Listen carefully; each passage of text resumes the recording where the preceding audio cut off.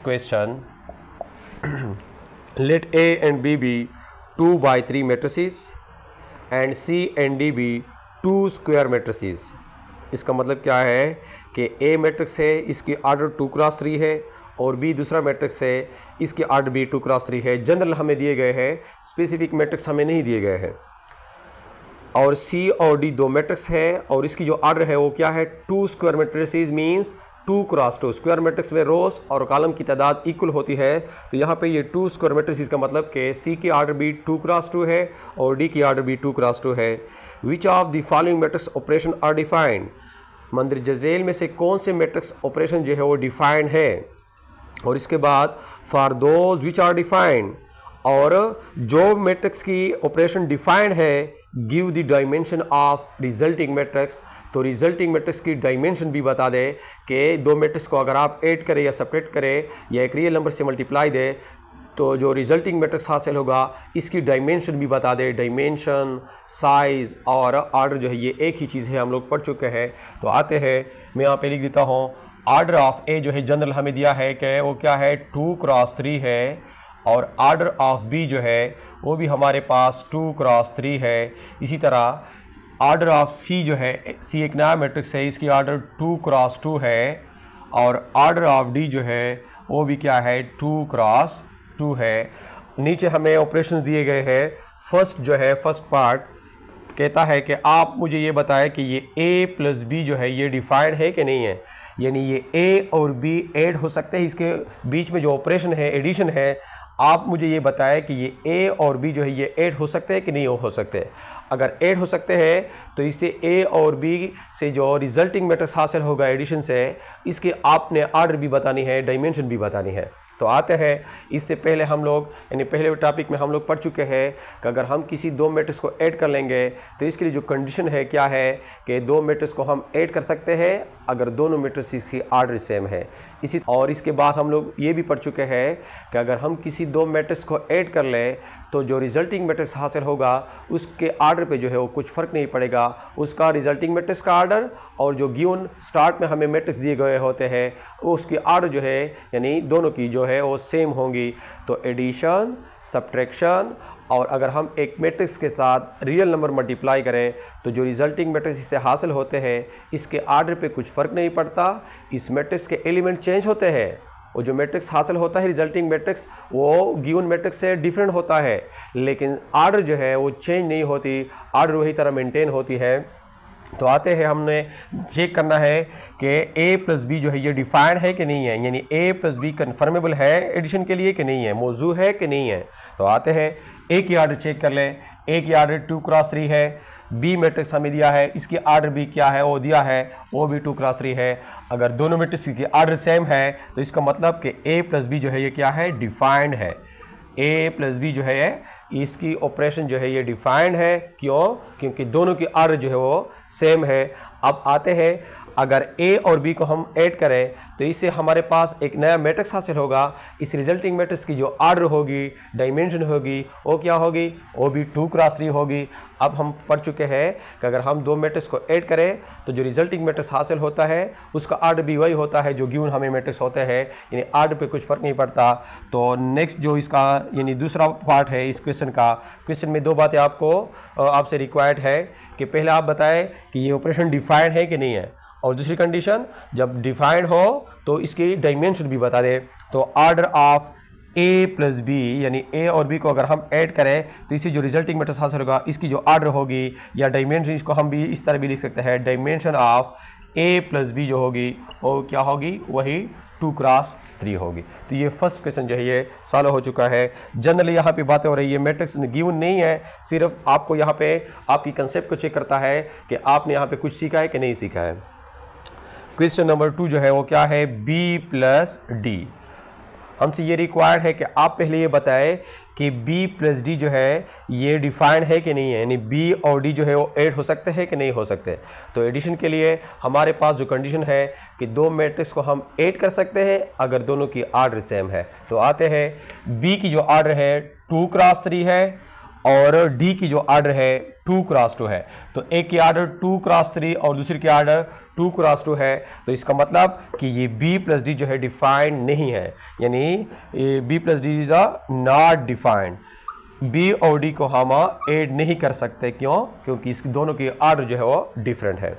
अब डायमेंशन की बात फिर हम नहीं कर सकते क्योंकि यहाँ पे बी प्लस डी को हम ऐड नहीं कर सकते। तो डायमेंशन रिजल्टिंग की डायमेंशन के बाद हम कैसे करेंगे? ये क्वेश्चन नंबर 2 सॉल्व हो गया। इसी तरह थर्ड पार्ट जो दिया है वो है 3a माइनस 2c। अब हमने चेक करना है कि ये ऑपरेशन जो है हमें दिया गया है ये डिफाइंड है कि नहीं, इसको हम मालूम कर सकते हैं कि नहीं मालूम कर सकते। तो आते हैं हम लोग, यानी सब कंडीशन इसके लिए पढ़ चुके हैं। अब देखिए ज़रा इसको गौर से देखें। हमारे पास एक ए मैट्रिक्स है, इसकी जो आर्डर है वो क्या है 2 क्रॉस 3 है।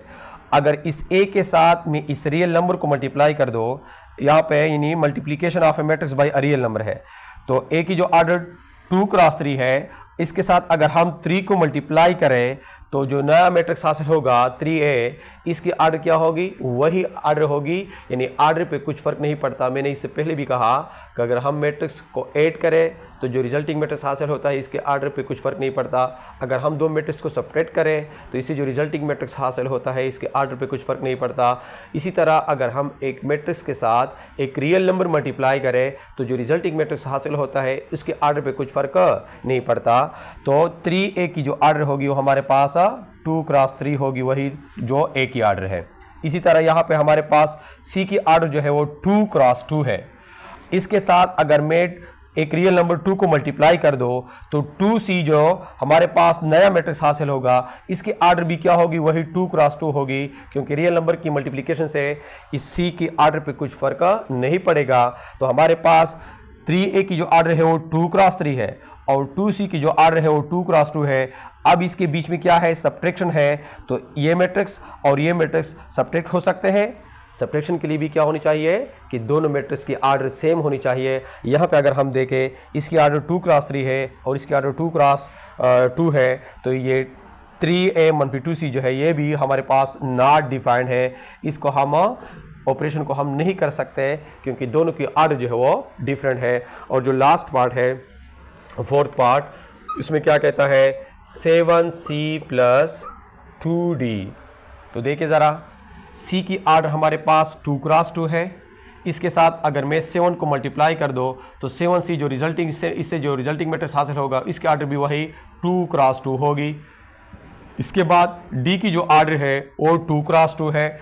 इस d के साथ अगर मैं 2 रियल नंबर को मल्टीप्लाई कर दो तो जो 2d मैट्रिक्स हासिल होगा इसके आर्डर भी वही 2 क्रॉस 2 होगी, क्योंकि रियल नंबर की मल्टीप्लिकेशन से इस मैट्रिक्स के आर्डर पे कुछ फर्क नहीं पड़ता। अब 7c की आर्डर 2 क्रॉस 2 है, 2d की आर्डर 2 क्रॉस 2 है और इसके बीच में जो ऑपरेशन है वो एडिशन है। तो दो मैट्रिक्स को हम कब ऐड कर सकते हैं? अगर दोनों की आर्डर सेम हो। तो दोनों की आर्डर सेम है तो यहाँ पे ये 7c + 2d जो है ये ऑपरेशन जो है हमारे पास डिफाइंड है, क्योंकि दोनों की आर्डर क्या है? सेम है। इसी तरह इसकी जो डायमेंशन होगी इस रिजल्टिंग मैट्रिक्स की, यानी dimension of 7c + 2d which is equal to, जब दो मैट्रिक्स की एडिशन आपने कर दिया तो जो रिजल्टिंग मैट्रिक्स हासिल होगा, रिजल्टिंग मैट्रिक्स का आर्डर भी वही होगा जो आपको गिवन मैट्रिक्स है। तो रिजल्टिंग मैट्रिक्स की आर्डर भी हमारे पास क्या होगी? वो 2 क्रॉस 2 होगी। और इसके साथ ये फर्स्ट क्वेश्चन जो है ये कंसेप्चुअल क्वेश्चन था, जनरल क्वेश्चन था और ये सॉल्व हो चुका है। क्वेश्चन नंबर 2 जो हमारा है, multiply the following matrices by the real number as indicated. जो रियल नंबर आपको बताए गए हैं इसके साथ इस मैट्रिक्स की मल्टीप्लिकेशन मालूम करें। क्वेश्चन 2 में हमें मैट्रिक्स दिया है मल्टीप्लाई ए मैट्रिक्स हमें दिया है, वो क्या है? 1 2 3, इसके जो एलिमेंट्स है 1 2 3 है, by multiply this matrix bye 2, यानी ए को मल्टीप्लाई करे, ज़रब करे किसके साथ? 2 के साथ। तो जो रिक्वायर्ड है हमसे वो क्या है? हमने बेसिकली 2a जो है इसको मालूम करना है और ये बेसिकली कौन सा टॉपिक है, इससे पहले हम लोग पढ़ चुके हैं कि अगर एक हमारे पास एक मैट्रिक्स है और 2 एक रियल नंबर है, और एक मैट्रिक्स और एक रियल नंबर की मल्टीप्लिकेशन हम लोग पढ़ चुके हैं, multiplication of real number by multiplication of a matrix bye a real number. तो इस रियल नंबर को हमने इस मैट्रिक्स के हर एक एलिमेंट के साथ मल्टीप्लाई करना है, तो इसके साथ हमारा रिक्वायर्ड जो है वो हासिल हो जाएगा 2a which is equal to 2 की जगह 2 और a मैट्रिक्स है, a मैट्रिक्स की जगह 1 2 3 जो गिवन है। तो अब ये मैट्रिक्स है और ये रियल नंबर है, एक रियल नंबर को अगर हम एक मैट्रिक्स के साथ मल्टीप्लाई कर लेंगे तो तरीका यह है कि इस रियल नंबर को इस मैट्रिक्स के हर एक एलिमेंट के साथ मल्टीप्लाई करना होगा। तो 2 को मल्टीप्लाई करें 1 के साथ, इसी तरह 2 को मल्टीप्लाई करें 2 के साथ और 2 को मल्टीप्लाई करें 3 के साथ। तो ये हमारे पास जो मैट्रिक्स हासिल होगा 2 4 और 6। क्वेश्चन नंबर 2 जो है वो क्या है, मल्टीप्लाई बी मैट्रिक्स जो है इसके एलिमेंट्स है A B C D E F by P where P belongs to real number. इस बी मैट्रिक्स को हमने मल्टीप्लाई करना है P के साथ, और P क्या है, इसकी इन्फॉर्मेशन आपको दी गई है कि P एक रियल नंबर है, यहाँ पे एक नंबर को रिप्रेजेंट करता है। तो आते हैं इसके हम सोल्यूशन मालूम कर देते हैं, यानी हम बेसिकली हमने PB मालूम करना है। P एक एलिमेंट है, रियल नंबर है, और B एक मैट्रिक्स है, इसको हमने मालूम करना है। और ये इसकी सोल्यूशन जो है बहुत ईजी है। अगर हम एक मैट्रिक्स के साथ एक रियल नंबर को मल्टीप्लाई कर लेंगे तो हमने इस रियल नंबर को इस मैट्रिक्स के हर एक एलिमेंट के साथ मल्टीप्लाई करना होगा। तो पहले मैंने P की जगह P लिख दिया और B की जगह B मैट्रिक्स लिख दिया। अब इसकी मल्टीप्लिकेशन है, इस रियल नंबर को इस मैट्रिक्स के हर एक एलिमेंट के साथ मल्टीप्लाई करें। P मल्टीप्लाई A से हमारे पास PA आ जाएगा, P मल्टीप्लाई बाई B से PB, P multiply by C से हमारे पास PC, P इंटू D से हमारे पास PD, P इंटू E से हमारे पास PE आ जाएगा, और P इंटू F से हमारे पास PF जो है वो आ जाएगा। और इसके साथ ये क्वेश्चन नंबर 2 जो है वो सॉल्व हो चुका है।